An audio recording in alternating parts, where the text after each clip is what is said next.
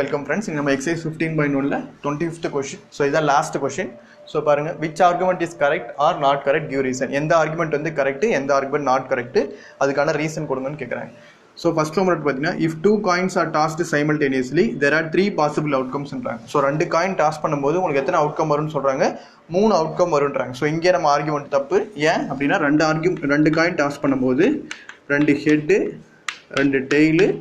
ஒரு ஹெட் ஒரு டெயில் ஒரு டெயில் ஒரு ஹெட் கண்டிப்பா உங்களுக்கு எத்தனை அவுட்கம் வரும் நாலு அவுட்கம் வரும் okay so two heads two tail or one of each னா அவுட்கம் எத்தனை வரும் உங்களுக்கு 4 வரணும் therefore the probability for ஒவ்வொண்ணுத்துக்கு எவ்வளவு வருது probability 1/3 ன்னு சொல்றாங்க சோ இது answer wrong so probability of head எடுத்தீங்கன்னா உங்களுக்கு answer probability 1 divided by total 4 so probability of tail எடுத்தீங்கனாலும் உங்களுக்கு 1/4 so next probability of head tail or tail head இது எடுத்தாலும் உங்களுக்கு என்ன வரும் 2 divided by 4 ஒரு head இல்லாட்டி ஒரு tail எதா வந்தாலும் உங்களுக்கு 2/4 வந்துரும் therefore argument is incorrect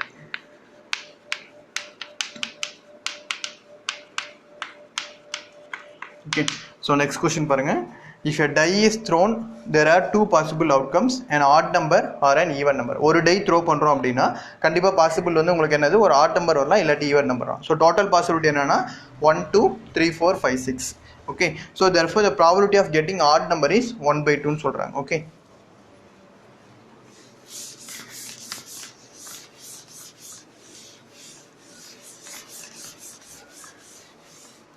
so கொடுத்திருக்கிற ஆர்குமெண்ட் கரெக்ட்டா இன்கரெக்ட்டா செக் பண்ண சொல்றாங்க so முதல்ல ஒரு டை த்ரோ பண்றோம்னா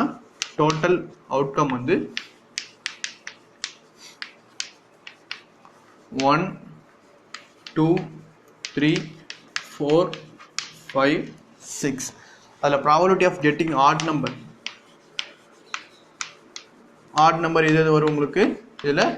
1 3 5 இந்த மூணு நம்பர் மட்டும் தான் odd number okay so 3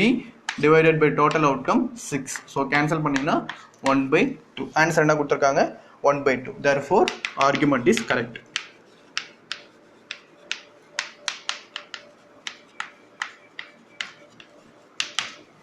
okay thank you